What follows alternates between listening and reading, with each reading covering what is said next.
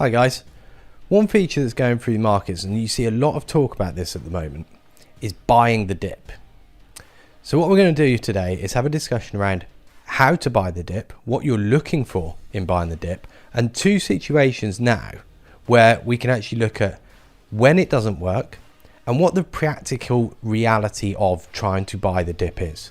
Looking at the market currently and seeing whether this potentially is a dip buy. So this is potentially a brave video because we've not yet seen the conclusion of this trade, but we're going to see how you could look at this and how you could structure this type of trade. Now, in terms of trying to trade a buy the dip type setup, or having the mentality of this is a buy the dip, you need to first understand the sequence of events that happens when a market moves through this buy the dip phase. So what exactly happens? Well, to start with, you need to get some selling pressure. You need people to actually start to come in, new entrants start selling the market. This is what then starts to get the market moving steadily to the downside. Now, in the first phase of that, you'll see this sort of two-directional trade that generally pushes the market lower. This might be news related, it might not. What you're then going to get as this move progresses is acceleration in the move. Now, in that phase, this is the exhaustion part. And what's happening there is sellers that are already in are starting to chase. Longs who are in position are now starting to get pushed out of the market. And we've done a previous YouTube on this, on how to spot a panic and the full-on exhaustion of a move. So you get the sell-off initially, then you get the panic or exhaustion phase. Now, once this has happened, that's kind of what you'd say completed the move. Now, this could be a reversal. It could also be a short-term completion of the move. And I'll give you an example of this in oil. So until you've actually dropped, found a base, and then moved higher, you can't be convinced that this is a low. And you can't be convinced of buying the dip. And this is what trading is all about. You have to look at the information you've got and say, this is good enough evidence to suggest a buy the dip situation. But until that starts to materialize into a further move, it is very hard to be absolutely certain. And that is part of trading. You have to work off probabilities, not certainties. But in understanding the sequence of selling, exhaustion, the market will then bounce and you'll form a base. Now, this base that is generally off the low is the point where the market's going to decide, can buyers sustain enough pressure to keep the move going, or can sellers realize that this is now an exhaustion completed move down and have the conviction to start to buy? Because new buyers are not just going to buy hoping it bounces. New buyers who are going to generate this move up are going to be buying it once they feel that the market has no more selling left. So the inability of sellers to push down again is what then allows buyers to then have that strength of conviction to then start to play this move back up. So it's understanding the sequence: selling, exhaustion, basing, break towards the upside. There's multiple ways you can trade this. You can use the exhaustion phase to get in. You can buy within the basing on the probability that it breaks to the upside, or you can wait for the break to the upside and take the trade on there. Yes, you're not going to take out as much out of the trade, but you've decided, or you've got much more evidence that this is now a low. It's a completed move down, it's based, and now it's breaking towards the upside. So I want to go and have a look at this, because there's one thing to work the pattern out. You've got to look at the reality of what actually happens here. This is the kind of thing that we coach people to understand the probabilities inherent in taking any trade, and the benefit of taking a trade when the probability of the full bounce may be quite low once you've hit that exhaustion point, compared to taking the trade on when probability is high but payouts lower. This is the kind of balance that you have to form. One of the key things that we try and coach all of our traders to do. Let's go and have a look at the practical examples. So what I want to have a look at is when it doesn't work, because it's easy to find examples and say, oh yeah, look, this has worked. Now, one of the signs of an exhaustion is a huge amount of volume, and we got this. 26th of November, you got that big sell off the day after Thanksgiving, huge ramp up in volume, and we create a low. And I remember somebody talking about this and saying, well, we're down 10%, maybe this is a chance to buy. Realistically, you need the exhaustion first. and you get the exhaustion. So the exhaustion move comes in, and the following Monday you then get the bounce and the basing. So in this phase, this looks like a good chance to buy the dip. You can either buy it in here using the bottom of this range as your support to try and play up, or you buy the breakout and try and play the reversal in that way. Neither of these work.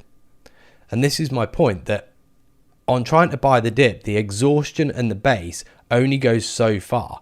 And yes, it creates a short-term dip, and don't get me wrong, that bounce there is still pushing $5, 500 ticks. So it's not a small bounce, but it doesn't produce the full-on buy the dip phase. So there's always this element of probabilistic nature in how a market bounces. If we go and look at where the situation is right now, so this is now on the 7th of December. Look at the situation now. We've had the exhaustion move down. Huge volume, flush out, 200 ticks in 3 minutes, and the market bounces straight back into the previous range. So there's your exhaustion phase. We sort of slowed down the selling to start with, exhaustion, bounce, there's your basing move. So this looks like it's got all of the hallmarks of the potential of a buy the dip opportunity. Next up then is the breakout of the base. With this happening, this indicates that the move is on. If you played this as a break out of this little range, you can now look at this with confidence that this market can now move higher. And the question now for anybody buying the dip, because it's always easy to look and say, oh, well, you could buy the dip. What's your target? Because you could be looking at this as a target up here, 72 area, 73 area, and you could be taking $4 or $5 out of this move. If your target, however, is to try and play the move all the way back to its origin at 79, then you've still got to sit through a long period of this. And as long as you're above 68.87, the move is still on. And that's the reality of buy the dip, that until you're up here, you can't be confident that this move has entirely completed, but you can have enough conviction to enter a trade, place a stop, which provides you a very, very good risk reward. But you're now in the phase of waiting for this dip buy to play out. And this is the hard bit for many traders. They can identify it, and then it's having the kind of plan to be able to play this trade as it happens. We're going to look at something similar in the S&P, and this was achieved slightly differently. The S&P doesn't have such a sell-off. And in fact, rather than creating a exhaustion dip, we get a bit of exhaustion, and then we essentially get a double bottom move. You get the drop down on the first of the month, bounce back away, and this was the initial chance to try and play the move back up, this little base here. Similar to oil, you get the failed up, back down, double bottom. So the idea of the buy the dip is not over.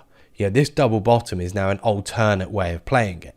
And just like oil, you've got the same kind of breakout on the 7th of December towards the upside.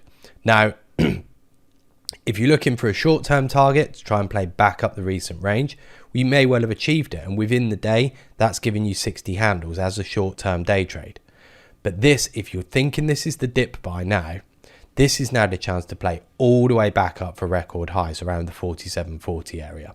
So there's still nearly 100 handles left in this.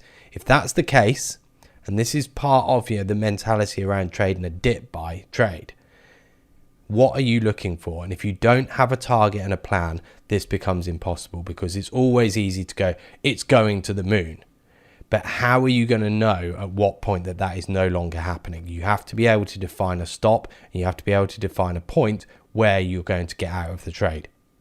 If you're looking at it now, I'd be looking down into this basing area as your stop out, still now looking for a move to record highs. We'll see over coming days whether this plays out. So that's the idea of a dip buy. It's about understanding the mechanics and the sequence of what happens and executing your trade with a plan. If all you're looking for is they move back up to where the move started, then you can take these as short-term trades. If you're looking for the big move, then you have to be willing to accept that this could come all the way back and still stop you out after being 50, 60 handles on side. So there we go, guys. That's the considerations that are inherent in a dip buy trade. It's not just as simple as every time a market drops, shouting buy the dip and clicking, because it's an indefinable stop. And when you're in a situation like that, it's very hard to define risk and therefore judge whether what you're aiming for, and you need to have something to aim for, is worth aiming for with the risk that you are taking on. So understand the sequence, understand what you need to see, and then how you can adapt your own trading to execute a trade like that. All right, guys, if you enjoyed this one, if you want to see more about how to buy the dip, click the notification bell, hit subscribe to our channel, and check out any new videos coming up in the future.